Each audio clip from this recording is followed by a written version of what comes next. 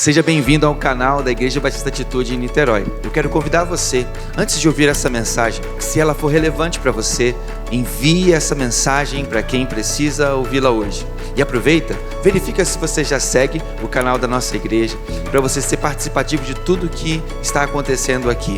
Não deixe de curtir e, no final, deixe um comentário sobre o que mais te edificou. Que Deus te abençoe. Vamos para a mensagem. Mas eu quero falar com você hoje sobre o escravo livre. Olha que bênção. E eu não estou falando de Sêneca, né? Se você estudou estoicismo, você sabe que Sêneca foi um homem que falou muito sobre liberdade e ele já tinha sido um escravo. Mas não, eu quero falar de Paulo mesmo, da palavra de Deus, né? Eu quero falar sobre o escravo livre. Eu quero ler com você Romanos, mas antes de ler, eu quero fazer uma pergunta. E hoje a pergunta é fácil, tá? É bem fácil. Normalmente eu falo que eu vou começar com uma pergunta difícil, não é verdade? Mas a pergunta é fácil. Você é uma pessoa livre? Sim. Quase todo mundo responderia que sim, não é verdade? Talvez alguém não, um desavisado, ou alguém talvez mais consciente, depende da sua leitura.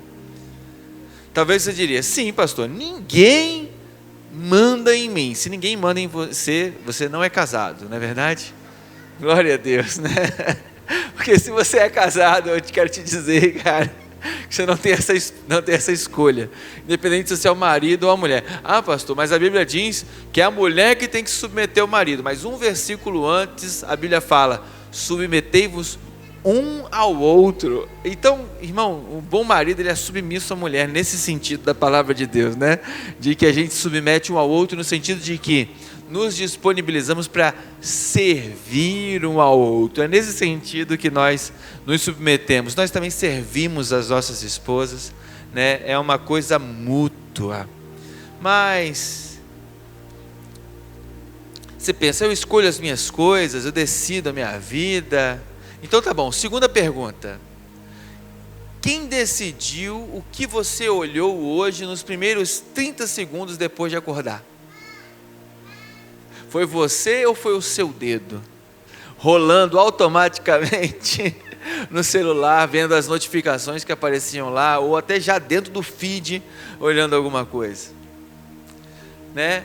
Foi você ou foi o seu polegar sozinho, antes do seu cérebro ligar de verdade, você tomar uma consciência, né, do seu dia? Quem decidiu o assunto que ia ocupar os seus pensamentos a semana inteira? Quem decidiu que você ia responder daquele jeito, de novo, depois da mesma discussão de sempre? Quem decidiu que você ia voltar naquilo que você jurou, que você nunca mais faria na sua vida? A gente ama a palavra liberdade, mas a maioria das nossas escolhas não é escolhida. Já parou para pensar nisso? A maioria das nossas escolhas é obedecida. A gente chama de liberdade aquilo que a gente ainda não percebeu, que está simplesmente obedecendo. E eu preciso te mostrar um detalhe que talvez você já tenha vivido. Você pensa, eu decidi parar com essa coisa. E você decide de verdade. E você decide com convicção. E às vezes decide até chorando, eu não vou mais fazer isso. E aí 3 dias depois você está o quê? Fazendo, não no segundo, né? Não no primeiro, mas passa uns dias você está lá, não acredito que eu estou fazendo isso de novo. Tem vezes que nem precisa passar um dia, né? Você decide, mas 30 segundos depois você está lá repetindo, né? Fala assim, a partir de amanhã eu vou para a academia todos os dias, aí amanhã tem um imprevisto, não é verdade? Não é um imprevisto da vida, é um imprevisto do seu coração, que não está tão preparado para essa nova realidade que você decidiu tão convictamente. Não teve deliberação, apenas teve a execução. É como se alguém apertasse um botão e a gente vai tomando decisões que a gente não queria, que a gente decidiu que faria exatamente o contrário, apenas executa. E se você já viveu isso, hoje o apóstolo Paulo, ele vai argumentar uma coisa interessante, em Romanos capítulo 6, que tem uma autoridade operando dentro da gente que é mais rápida do que a nossa vontade. E eu vou ser honesto com você, eu já dei testemunho de uma coisa que eu ainda estava fazendo. Mas não é que eu sou mentiroso, assim, intencionalmente, né? Eu realmente não acreditei que eu voltaria a fazer aquilo, sabe? Na hora que eu falei, eu acreditava realmente que estava vencido, até que chegou aquele momento que eu falei: caramba, não acredito que isso ainda está na minha história. Porque às vezes a gente confunde decisão com liberdade. Eu descobri de um jeito talvez mais constrangedor que decidir e ser livre são coisas completamente diferentes. A gente vai ler Romanos 6, do verso 14 ao 23, e eu preciso te avisar uma coisa, antes da gente fazer essa leitura. Esse texto vai derrubar as nossas fantasias.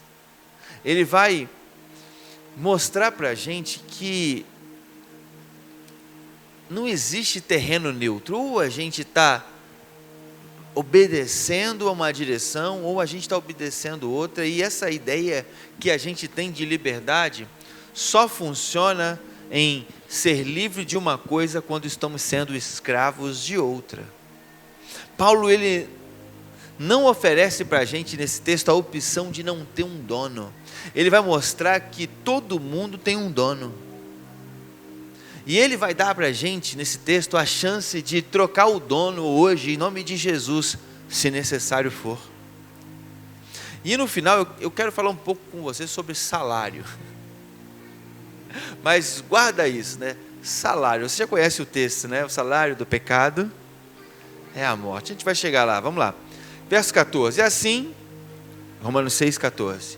Assim, o pecado não deve ter domínio sobre vocês, porque vocês não estão mais debaixo da lei, mas debaixo da graça. Então, vamos pecar porque não estamos mais debaixo da lei, mas debaixo da graça? De maneira nenhuma. Vocês não sabem que quando oferecem a alguém como escravos, são escravos daqueles a quem obedecem? Quer escravos do pecado, que leva à morte, quer escravos da obediência, que leva à justiça, mas graças a Deus, porque embora tenham sido escravos do pecado, passaram a obedecer de coração a forma de ensino que lhes foi transmitida. De fato, vocês foram libertos do pecado e tornaram-se escravos da justiça. Falo isso em termos humanos por causa das limitações humanas de vocês. Como ofereceram os membros do seu corpo à escravidão à impureza, que leva a mais iniquidade, assim então, ofereçam-se agora à escravidão à justiça, que leva à santidade. Quando vocês eram escravos do pecado, estavam livres da justiça. Que fruto colheram então das coisas que agora até mesmo se envergonham? O fim delas é a morte. Agora, porém, que vocês foram libertos do pecado, se tornaram escravos de Deus, e o fruto que colhem agora leva à santidade, e o seu fim é a vida eterna, porque o salário do pecado é a morte, mas o dom gratuito de Deus é a vida eterna em Cristo Jesus, o nosso Senhor. Então você já tem um Senhor. No versículo 14, que talvez seja a âncora dessa mensagem, diz que o pecado não terá mais domínio sobre vós, pois vocês não estão debaixo da lei, mas debaixo da graça. O grego aqui, não terá domínio, é a palavra kyriosei, ou kyriosei, como você preferir. E de onde vem esse verbo? Vem do verbo kyreuo, ou kyrios. A palavra kyrios é Senhor. É a tradução mais literal de kyriosei seria: o pecado não vai mais senhorear sobre vocês, não vai mais exercer o senhorio dele. O pecado não é mais o seu dono, é isso que Paulo está dizendo. Mas é interessante que a palavra aqui está no futuro do indicativo. E o fato dela estar no futuro do indicativo significa que ela é um anúncio. Ela é um anúncio de uma nova realidade. Paulo não está mandando a gente derrotar o pecado, ele está anunciando o que já aconteceu. está anunciando que a partir de agora o pecado não mais nos dominará. Ele está dizendo literalmente que o pecado perdeu o cargo dele, que o pecado foi demitido. Então Deus não está nos mandando destronar o pecado, Ele está avisando que o pecado já foi destronado na vida de quem tem Jesus como seu Senhor. Porque agora mudou. Antes o nosso Senhor era o pecado, mas agora o nosso Senhor é Jesus. Então vem a segunda metade do versículo que diz: não estáis então mais debaixo da lei, mas debaixo da graça. A palavra debaixo aqui é hipo, e nas duas vezes é a mesma palavra. Você saiu debaixo de uma coisa e entrou debaixo de outra. É como se não houvesse espaço para liberdade. Ou a gente está debaixo do senhorio de uma coisa, ou a gente está debaixo do senhorio de outra. Porque graça não é ausência de autoridade, é troca de autoridade. O que aconteceu quando fomos salvos? Nós trocamos quem é o dono da nossa vida. E quem prega a graça e diz, agora eu faço o que eu quiser, não leu o versículo seguinte, porque no versículo 15 é Paulo antecipando essa besteira. Pecaremos então, porque não estamos mais debaixo da lei ou da graça? Então vem o versículo 16 e diz, vocês não sabem que vos apresentardes por servos para lhe obedecer? Sois servos então daqueles a quem obedece? O verbo aqui apresentar é a mesma palavra que ele usa para apresentar uma oferta em cima de um altar. É entrega. Vocês não sabem que quando se entregam para alguém para lhe obedecer, né, vocês se tornam então servos daquela pessoa? O raciocínio de Paulo é quase que implacável para o nosso coração, dizendo que a obediência ela não cria um dono sobre as nossas vidas, ela revela quem é o dono das nossas vidas. Então você não descobre de quem é declarando, eu sou de Jesus, Niterói é de Jesus, a minha vida é de Jesus. Não é declarando que você descobre quem é o seu Senhor, é obedecendo. Não é cantando no louvor, a minha vida é do Mestre. Não é. É como você reage na terça-feira, que já passou um dia que o culto passou. Na quarta e quinta então, hein? Misericórdia. Então, quer saber quem é o seu Senhor? Não olha para o que você canta no domingo, olha para o que você faz na semana, na terça-feira, na quarta. Então, Paulo está dizendo que todo aquele então que comete pecado é escravo do pecado. E a reação, Jesus ele tratou isso com os fariseus no capítulo 8 de João. Aliás, o capítulo 8 de João é escandaloso. Jesus ele ofende profundamente, ele chega a dizer que aqueles homens são filhos do diabo. Mas aí não é o tema de hoje, né? Vamos chegar lá. Então, isso não é uma invenção de Paulo, que nós somos escravos daquilo que nós obedecemos. Jesus disse isso em João 8, ele falou, todo aquele que comete pecado é servo do pecado. E a reação dos ouvintes de Jesus naquele tempo, talvez seja similar à nossa. Poxa pastor, então quer dizer que quando eu peco eu sou servo do pecado? E eles se ofenderam assim na hora que Jesus falou. Eles falaram, Jesus, nós somos a descendência de Abraão, nunca fomos escravos de ninguém. Mentira, foram escravos dos egípcios 400 anos. E sendo bem honesto, naquele exato momento que eles estavam falando que nunca foram escravos de ninguém, eles estavam debaixo da ocupação romana e provavelmente na hora que eles estavam falando, nunca fomos escravos de ninguém, tinha um soldado romano ali na esquina, olhando para a cara deles, dizendo assim, hã? Hein? Que é isso aí? Então, eu amo isso, porque é tão humano dizer, eu nunca fui escravo de ninguém, porque eles não estavam mentindo, eles até acreditavam no que estavam dizendo, porque a gente consegue viver isso, a gente consegue estar acorrentado e ser sincero ao mesmo tempo. A gente consegue ser sincero sobre uma coisa que não é realidade da nossa vida, porque o nosso problema às vezes é a falta de autopercepção. Mas eu quero te dizer que a sua sinceridade não significa que você acertou o diagnóstico da sua vida. sinceridade não é diagnóstico. E é exatamente o que a gente faz. A escravidão que a gente enxerga é sempre a escravidão dos outros. Mas foi então ali que Jesus completa: se o Filho vos libertar, verdadeiramente sereis livres. A afirmação não é: se vocês se esforçarem, serão livres. A afirmação é: se o Filho vos libertar, sereis livres. Porque a libertação na Bíblia é sempre uma coisa que alguém faz por você. Então, Paulo não está te apresentando duas opções de independência, ele está te apresentando duas folhas de pagamento para você escolher qual você quer receber. E nesse caso, quando é salário, eu quero te lembrar nessa manhã que salário sempre chega. Às vezes ele atrasa, você concorda? Em nome de Jesus, ninguém vai atrasar salário, né? Mas, às vezes ele atrasa, mas sempre chega, mesmo que seja judicialmente, ele chega. Então pensa numa empresa. O patrão não precisa gostar de você para te pagar. E você não precisa concordar com o seu patrão para poder receber o salário. Você às vezes não precisa nem lembrar que o seu patrão existe. Quem aqui glorifica a Deus por não ter que lembrar que o seu patrão existe todo dia? Opa, foi mal. Se você trabalhou no dia certo, o seu salário vai cair. Porque não é sobre afeto, é sobre o vínculo que você tem. E é isso que Paulo vai mostrar para a gente sobre esses dois senhores. Eles têm um vínculo com você que não depende do que você sente por eles. O texto vai mostrar no verso 17 uma coisa muito linda.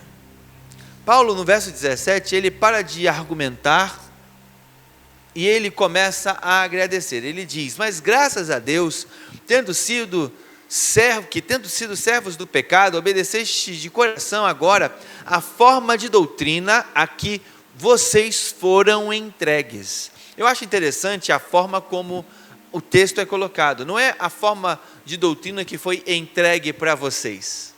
Quando você vai ser fiel ao grego, é a forma de doutrina a qual vocês foram entregues. Não é você que recebeu a palavra de Deus, é ela que te recebeu. Eu vou explicar o que isso significa, porque tem duas expressões aqui que deixam isso muito claro. A primeira expressão é forma de doutrina. A palavra forma de doutrina aqui, ela vem do grego tipon didakes, ou didaquês. E tipo é a palavra usada para tipografia, que é uma forma, mas não é no sentido de formato. Tipos aqui é molde, é literalmente o molde da moeda romana. É o carimbo que você colocava o metal, um carimbo de metal que você colocava a prata e ela pressionava, e quando você esfriava, você ficava com a cara que a moeda tinha. No caso ali era a moeda com a cara de César. Então, tipos é molde. Você põe o metal ali dentro e sai com a imagem que tem dentro do metal gravada em você. Então, Paulo não está falando de um conteúdo que a gente aprendeu na igreja. Ele não está falando de uma doutrina que você ouviu e aprendeu. Ele está falando de um molde onde você foi colocado. Quando ele fala para a igreja, ele fala assim: olha, vocês foram colocados sobre um molde e receberam esse molde na sua vida. E a segunda expressão é que é forma de doutrina, ou seja, é um molde que vocês foram inseridos, que aqui vocês foram entregues. A palavra grega aqui é paredotete. A ideia é passar uma voz passiva, não que a qual vocês se entregaram, mas é a qual vocês foram entregues. Normalmente, quando a gente vem à igreja, a gente diz: nossa, eu recebi, ou lê a Bíblia, ou até mesmo se converte, você fala: eu recebi um ensino, eu recebi uma doutrina, eu peguei aquele princípio para eu escolher aplicar ele na minha vida. Dessa lógica, quem manda é a gente. Como se a doutrina fosse uma ferramenta na nossa mão, que a gente pode decidir viver ou usar ou não. Mas Paulo está descrevendo exatamente o contrário. Ele está dizendo que você não recebeu um molde. Ele está dizendo que você foi colocado dentro de um molde, que você foi entregue a esse molde. Então você não recebeu a doutrina bíblica. A doutrina bíblica recebeu você, e isso muda a forma como a gente vai viver. Porque enquanto o evangelho for uma ferramenta na nossa mão, a gente continua sendo o Senhor da nossa vida. A gente usa quando serve. A gente guarda os mandamentos quando eles nos incomodam. E a gente vai se adaptando quando a coisa aperta. Mas quando a gente é entregue a um molde, a gente para de escolher o formato que a gente vai viver. É o molde que decide como vamos nos tornar, é como a gente vai sair. É como se a Bíblia estivesse nos lembrando que nós fomos chamados por Deus para sermos conformes à imagem do seu Filho. É interessante ele usar a forma da figura da moeda, porque a moeda não escolhe a cara que vai ficar gravada nela, na verdade. Ela simplesmente é colocada ali a prata. Nenhuma moeda no Império de César decidiu escolher assim, eu vou querer a cara de César hoje. Ou eu vou ser a moeda de R$1, ou eu vou ser a moeda de 1 centavo, que nem existe mais, né? Nem sei se existe de 5 ainda, existe moeda de 5 centavos ainda? Você tem visto alguma por aí? Você é comerciante, então. Né? Então, ela só foi colocada onde a cara de César já estava. Você não vira parecido com Jesus a partir de uma decisão de ser parecido com Ele. Você vira parecido com Jesus ficando onde Jesus está. A Bíblia usa um verbo interessante para o relacionamento com Deus. Ela diz: permanecei em mim e eu permanecerei em vós. É por isso que a Bíblia insiste tanto em permanência e não em esforçai-vos. Ela diz: permanecei. E tem uma coisa que quem trabalha com metal vai entender muito claramente, que às vezes a gente não percebe, é que metal frio não aceita molde. Metal frio não se permite ser moldado. Só entra na forma o metal que passou pelo calor. É por isso que tanta gente chega no Evangelho e sai do mesmo jeito que entrou. Porque às vezes a gente quer o formato sem o processo. A gente quer a imagem gravada na gente sem o fogo que nos amolece. Eu não estou dizendo que Deus manda o sofrimento para te moldar, mas, apesar de não ser isso, eu estou dizendo que a maioria de nós só se permite entregar quando alguma coisa está amolecendo a gente por dentro. Então, se você está numa fase amolecida hoje, ou seja, você está passando por uma crise, você está enfrentando problemas na sua vida, você está em processos que você talvez não gostaria de estar enfrentando, eu quero te dizer que essa é a fase mais fértil da sua vida, ela não é a pior parte da sua vida. Porque quando a gente olha para o versículo 18, a gente vai ver: e libertados do pecado, foste feitos servos da justiça. Ele é como se estivesse dizendo assim: vocês foram escravizados à justiça. Eu gosto que a Bíblia usa a palavra libertados e escravizados na mesma frase. A liberdade e a escravização na mesma frase não é uma contradição bíblica, é a definição bíblica da verdadeira liberdade. É só lendo Romanos capítulo 6 que a gente consegue perceber isso, porque ninguém fica livre no vácuo. Ninguém fica livre no vácuo do tempo. Ou você é escravo de uma coisa ou é escravo de outra. Você sempre é solto já sendo amarrado em outra coisa. Porque liberdade bíblica não é ficar sem algemas, é estar amarrado a uma algema que não te destrói. No versículo 19, o apóstolo Paulo faz uma coisa interessante nesse texto. Ele quase que pede desculpa, não por estar pregando a verdade, mas pela analogia que ele decidiu fazer, que é a analogia da escravidão. É uma das coisas mais humanas que ele pode fazer, porque ele interrompe a sua mensagem no meio E ele fala: olha, eu falo como homem, pela fraqueza da vossa carne. Eu falo humanamente. Ele está pedindo desculpa pela metáfora que ele está usando de escravidão, porque ele acabou de usar a imagem que talvez seja das mais pesadas do mundo antigo. Ele tinha pessoas escravas sentadas na sua congregação, que tal? Ele tinha escravos que se sentavam ali, lembra de Filemão e Onésimo? Quando ele escreve a Filemão: ô Filemão, tenha compaixão de Onésimo, tenha compaixão dele, trate-o com muito carinho e tudo mais. Ele não pede a liberdade, porque ele não tinha esse direito na cultura romana, de rogar pela liberdade, não seria efetivo, mas ele pede que pelo menos ele não trate o escravo como escravo. Então Paulo, ele está escrevendo para uma realidade muito cruel, e tinha gente sentada lá que era escravo. Então ele para dizer: eu sei que essa figura que eu estou usando, ela é muito dura, mas eu preciso usá-la, igual Jesus usou as figuras comuns na parábola, porque é a figura que vocês entendem, não porque ela é uma figura bonita. O apóstolo mais duro do Novo Testamento, que em Coríntios escreve uma carta que chega a se chamar Carta de Lágrimas, está fazendo uma pausa para suavizar um pouco a sua voz enquanto argumenta. E eu preciso me incluir nisso, porque às vezes é mais fácil para mim pregar a dureza e falar: engole aí. Mas o apóstolo Paulo era extraordinário por ter o cuidado tão zeloso por quem está ouvindo, e esse é um desafio que a gente tem pastoreando. Então Paulo tinha os dois. Então no versículo 19 ele fala: então agora apresentem os vossos membros para servirem à justiça, para a santificação. Ele suaviza, porque ele sabe que vai chegar agora cobrando algo muito forte da igreja. Ele usa a palavra membros, os membros do corpo.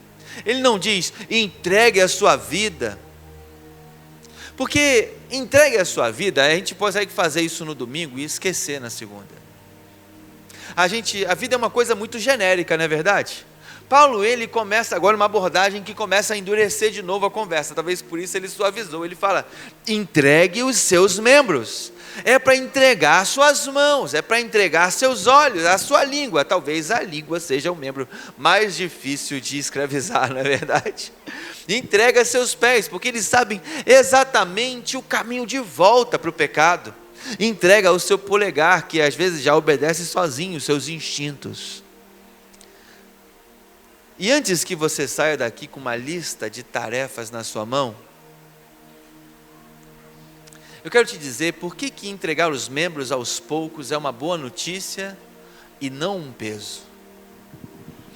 Porque o membro é algo pequeno e a vida é grande demais para a gente entregar toda de uma vez, não é verdade? Eu sei que é bonito e simbólico: eu entrego a minha vida, mas a vida só faz sentido quando você consegue compreender tudo que ela, captar tudo que ela compreende. E às vezes começa com as pequenas coisas. É como se Deus não estivesse pedindo para a gente uma montanha, apenas uma pedra, que é aquela que está na nossa mão hoje.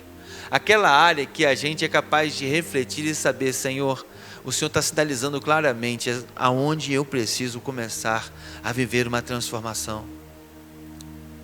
Porque a santificação não é um peso gigante que a gente carrega de uma vez, é um processo que a gente vai entregando diariamente, cada dia, de dia em dia, de glória em glória, permitindo a atuação do Espírito Santo nas nossas vidas. Então agora Paulo está fechando com o verso 20, ele começa a fechar o seu argumento, e ele fala: porque antes eram servos do pecado e por isso estavam livres da justiça. Paulo usa a palavra livre para descrever o pior estado possível do ser humano, quando estamos inundados dos nossos pecados e somos incapazes de enxergar a justiça de Deus. Sabe quando você aconselha uma pessoa e parece que ela não consegue entender o que você está falando? Cara, você mostra na palavra, mas a pessoa ela ainda tem o coração duro para ver. E às vezes eu sou essa pessoa. Por isso Natan, quando contou para Davi o pecado dele, ele contou toda uma história antes, para que Davi não tivesse escapatória, porque Davi já estava cego, ele tinha adulterado com Batseba, já tinha matado o marido dela, e estava acreditando que tudo ia dar certo na sua vida. Mas se a Bíblia diz que o pecado ele tem um salário, quem é que sabe que uma hora a conta chega? Mesmo que demore um pouco. Então, você era escravo do pecado, e em relação à justiça, você estava livre, é o que Paulo está dizendo. Ninguém cobrava santidade da gente, quando a gente era escravo do pecado. Ninguém chamava a nossa atenção, quando a gente era escravo do pecado. A nossa consciência não pesava de madrugada, quando a gente era escravo do pecado. E é essa liberdade que muita gente sente falta depois de se converte. Poxa, antes eu pecava e ninguém me enchia a paciência. Né? Antes a minha consciência não pesava tanto quanto agora. E a gente vai pensando até que é uma coisa ruim ter se convertido, porque antes era mais leve. Mas era leve mesmo. E era um leve de um jeito que te levava a não ter compromisso com nada e nem com ninguém. Mas Paulo faz no versículo 21 a seguinte pergunta acerca dessa saudade: que fruto você colhia diante dessas coisas das quais agora você sente vergonha? É interessante que era mais leve, mas nos destruía. Era mais leve, mas nos corroía. Era o sapo fervendo na panela. Não sente, mas morre. Então, Paulo ele não moraliza a situação, ele não entra numa abordagem, dando discurso, criticando as pessoas, mas ele simplesmente fala, pede o extrato da conta de tudo que você vem vivendo nesses últimos períodos. Que fruto aquilo deu? Lembra de Jesus perguntando para Jonas, Jonas, essa raiva está te fazendo bem? O que aquele pecado daquela temporada está te pagando agora? E essa é uma pergunta que deixa a gente devastado, porque ela é uma pergunta honesta. Porque no momento que a gente estava pecando, ou pelo menos nos primeiros períodos depois do pecado, aquilo parecia que estava valendo a pena. Ninguém entra numa coisa errada achando que vai sair perdendo. Você concorda comigo? Todas as vezes que a gente comete um pecado ou negligencia nosso processo de santificação, parece que a gente está saindo no lucro naquele momento. Às vezes nem é um pecado, às vezes é um embaraço. O que é um embaraço? É um pré-pecado. É uma coisa que você começa a fazer e não está te gerando risco nenhum. É uma conversa indevida que você começa. Mas ainda não está falando das coisas indevidas, só está entrando num lugar um pouco arriscado. É uma carona que você não deveria ter dado, mas deu para aquela pessoa. É um momento que você, sabe, é um gabinete que o pastor fala assim, não, eu atendo todo mundo de portas fechadas, não importa se é homem ou mulher, eu sou fortão. Pode não ser pecado, porque talvez eu não entre ali com a intenção maldosa no meu coração. Mas será que vale a pena entrar nesse tipo de risco na vida? É o embaraço. O embaraço é a preparação do pecado. Ele vai colocando o caminho para você, para que o pecado, quando chegar, chegue deslizando tão bem que você não consiga escapar dele.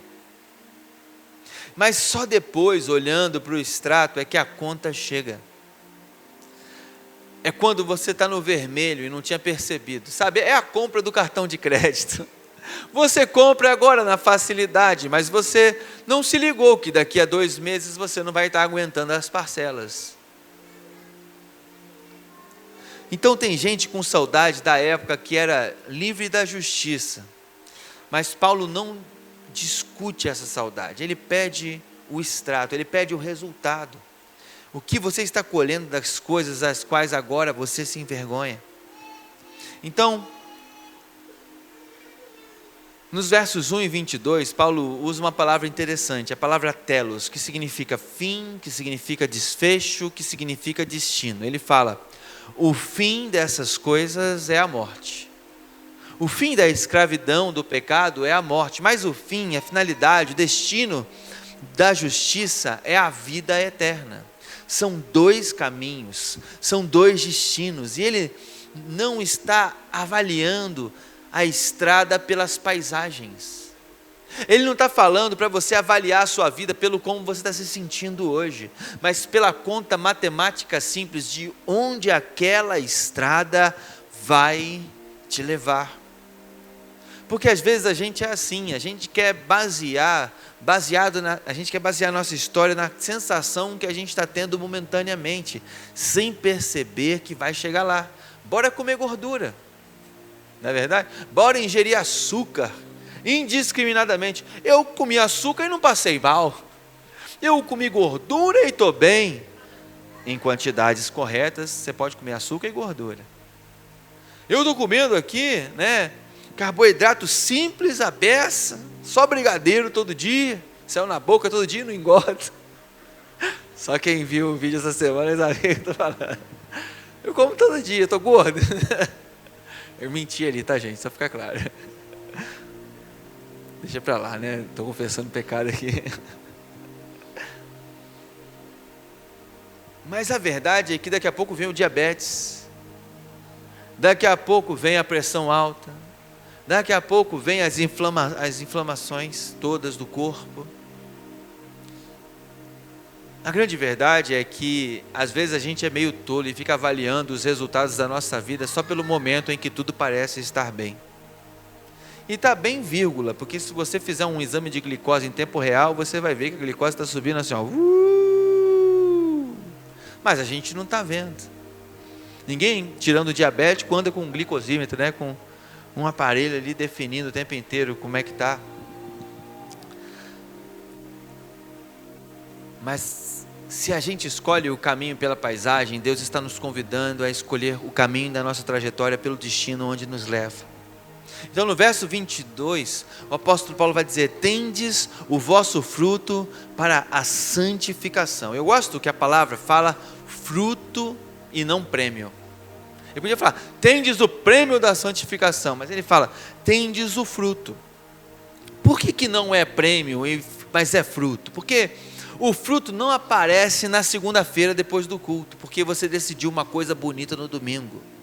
O fruto, ele nasce lentamente, ele vai crescendo na estação certa, ele cresce de dentro para fora, ele não é um alarde, ele não faz barulho. O fruto vai crescendo na gente, enquanto a gente às vezes não pensa que está acontecendo nada.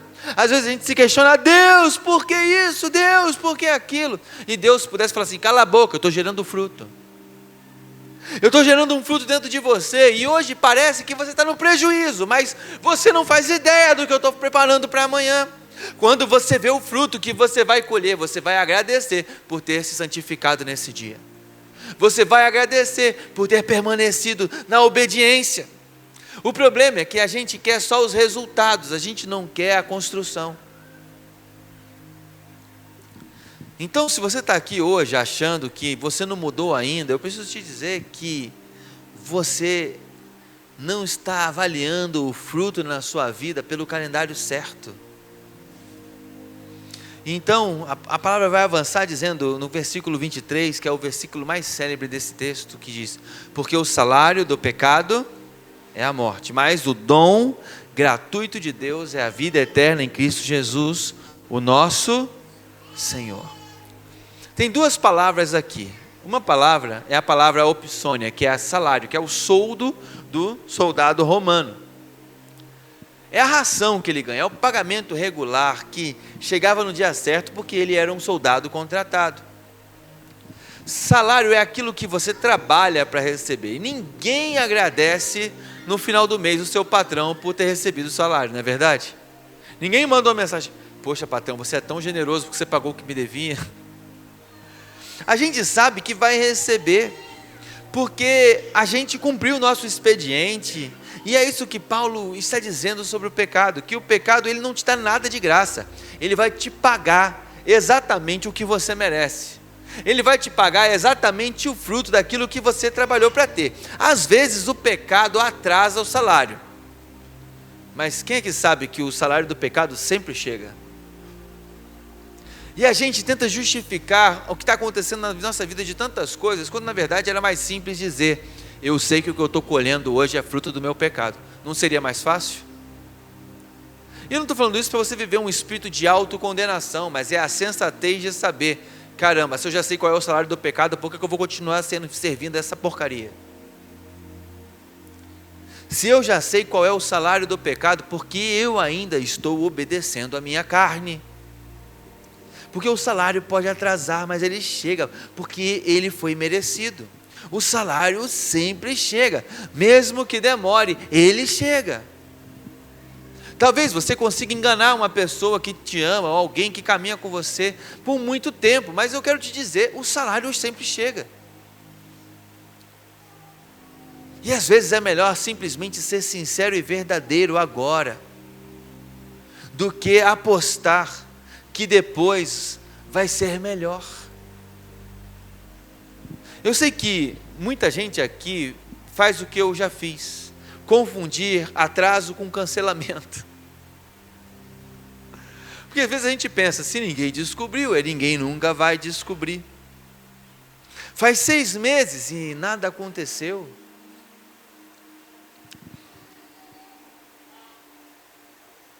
Às vezes faz uma vida inteira e parece que passou batido. Outro dia uma pessoa me contou que descobriu, pós-morte de uma pessoa, uma coisa muito grave que essa pessoa estava fazendo. Porque um dia ela encontrou uma pessoa que sabia tudo daquela pessoa que morreu. E aquela pessoa que morreu com uma reputação tão boa. E como é triste quando alguém chega e fala: está aqui, ó, toda a comprovação de que aquela pessoa não era quem ela fingia ser. O salário sempre paga, mesmo depois. Mas a gente às vezes quer pagar para ver o salário que não vai chegar, mas ele chega. Mas a palavra também cita outro termo, que é a palavra carisma, que aqui a Bíblia traduz como dom gratuito. A palavra carisma, ela vem da palavra caris, que é a palavra graça. Graça é o que você recebe sem merecer. Graça é presente que não tem contrapartida, não foi ganho, então não pode ser cobrado. Sabe aquela música? Não posso comprá-lo, nem merecê-lo, mesmo assim se entregou.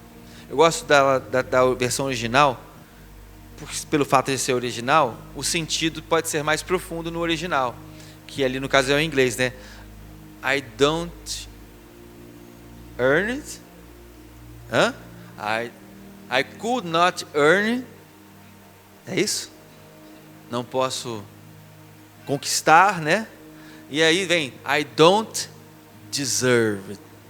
I deserve é literalmente a medalha. É aquilo que você ganha por ter conquistado, por ter merecido. A graça não entra nisso. Então esse texto apresenta nesses dois termos uma literal assimetria, uma brutal assimetria. Porque o primeiro é o salário do pecado é a morte. E o certo, se fosse olhar uma coisa simétrica, seria: então o salário da justiça é a vida eterna. Mas a Bíblia, que poderia usar dessa forma para ficar bonito, para ficar equilibrado, ela decide mostrar uma coisa desproporcional, porque mesmo que ficasse bonito, o salário do pecado é a morte, e o salário da justiça é a vida eterna, não seria a verdade bíblica. Seria uma mentira que nos condenaria para sempre, nos faria acreditar que podemos ser salvos pelos nossos esforços. Porque o salário do pecado você trabalha para receber. Mas a graça só nos pode ser concedida se Deus nos der de presente. De um lado tem um contra-cheque e do outro tem um presente embrulhado de Deus. E eu acho interessante a forma como esse texto acaba, e eu quero terminar essa mensagem dizendo isso. É que o versículo 14, eu nunca tinha pensado nisso, só pensei essa semana. Eu já preguei esse texto várias vezes. E eu sempre preguei, apesar da Bíblia começar no verso 15, tem o subtópico, eu sempre preguei a partir do verso 14. Porque é impossível ignorar a relação que o 14 tem com aquilo que vai ser dito depois. Mas mesmo que eu já tinha percebido a importância do verso 14, eu nunca tinha percebido esse detalhe, que abre o texto e fecha. O versículo 14 começa dizendo que o pecado não vai kyrieuo, que o pecado não vai bancar o Senhor sobre você. E o versículo 23 termina dizendo, em Cristo Jesus, o nosso Senhor, que é também a palavra Kyrio, é a mesma raiz. É como se o texto de Romanos capítulo 6 abrisse dizendo que Deus está tirando um Senhor da nossa vida, e termina o verso 23 apresentando um novo senhorio. É como se a gente estivesse saindo de um dono e entrando no outro. Aí você pensa, mas entre o versículo 14 e o 23 a gente fica sem dono? Não, a gente não fica 9 versículos sem dono. Entre um versículo e o outro, entre um dono e outro, o que tem é apenas a explicação do porquê essa troca vale a pena. E no final, a definição é porque o salário do pecado é a morte, mas o dom gratuito de Deus é a vida eterna em Cristo Jesus, o nosso Senhor. Romanos capítulo 6, demite o pecado do controle das nossas vidas no versículo 14. E insere o senhorio de Cristo sobre as nossas vidas no verso 23. Porque a Bíblia não está anunciando a nossa liberdade para ficarmos independentes e sem dono. Ela apenas está nos libertando de um dono que vai nos pagar um salário de morte, para nos colocarmos debaixo de um dono que nos paga com um presente e não com um salário. Eu quero terminar essa palavra aplicando ela. Primeira coisa, aprenda a trocar a sua pergunta. Às vezes a gente tenta viver uma vida de autojustificação perguntando-se, isso que eu estou fazendo é pecado, pastor? E talvez eu diria, não, é embaraço. Mas a verdade é que quem faz esse tipo de pergunta está procurando o limite. E a verdade é que quando você procura o limite, você já decidiu viver perto do pecado. E quem vive perto ganha o molde, lembra? Quem está perto é amoldado, lembra Romanos 12? Não vos amoldeis com este mundo, mas transformem-se pela renovação do seu entendimento. Então a pergunta certa não é, isso é pecado? A pergunta certa é, isso aqui obedece a quem? Porque a obediência revela o verdadeiro dono.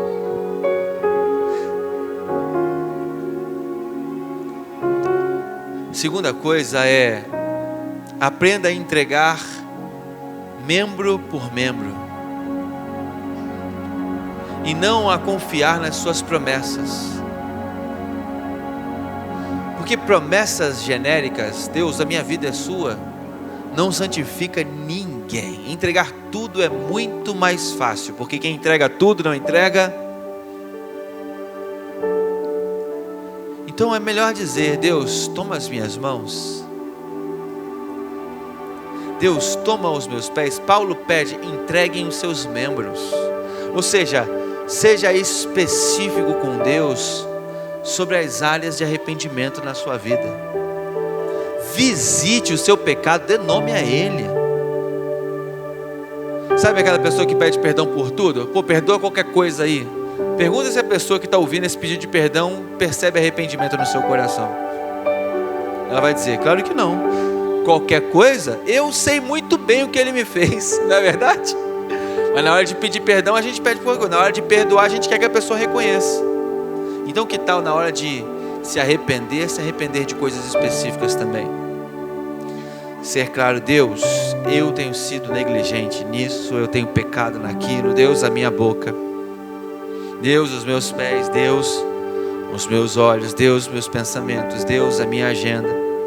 Deus, a minha carteira. Terceira coisa, é melhor conferir o extrato. É melhor olhar a previsão de onde aquele caminho vai levar a gente, do que basear pelas sensações de que, se não está doendo, provavelmente o caminho está certo. Cuidado. Sem o Waze ou sem o mapa, você pode acabar entrando na comunidade. Parece que está tudo bem, mas uma esquina que tu vira, o salário chega.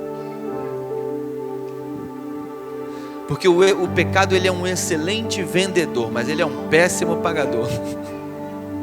Na hora que ele está vendendo, a gente está achando que está tudo maravilhoso, mas quando entrega... Essa semana eu conversei com um irmão aqui da igreja que já tinha me contado essa história e falou: pastor, eu caí num golpe. Eu fui alugar um apartamento, estava bom demais para ser verdade. Depois foi só dor de cabeça, conflito judicial, e hoje eu estou carregando o trauma dessa conversa até hoje de uma forma muito traumática. Antes eu não tivesse entrado nessa oportunidade. Às vezes a gente está preocupado com a primeira semana, mas deveria estar pensando: o que vai acontecer daqui a 6 meses? Qual é a consequência disso daqui a um tempo? Eu falo por mim mesmo. Quantas vezes eu falei: eu vou recomeçar esse ciclo aqui vicioso na minha vida, só um pouquinho. A gente olha muito para hoje, né? Hoje não está parecendo me fazer mal, eu estou de folga, isso não vai me atrapalhar. Mas quem aqui sabe que o vício adora isso? O nome disso se chama autossabotagem. Autossabotagem não é uma coisa que te parece ruim na hora, mas ela destrói, ela corrói o seu futuro. Eu quero falar com você hoje que acha que é livre. Eu quero dizer, você tem um dono. Talvez você só não saiba ainda, ou não tenha olhado de perto ainda quem é. Então, olha para a sua terça, quarta-feira, e você vai descobrir quem é o seu dono de verdade. Talvez você seja aquela pessoa que está exausto de tanto lutar.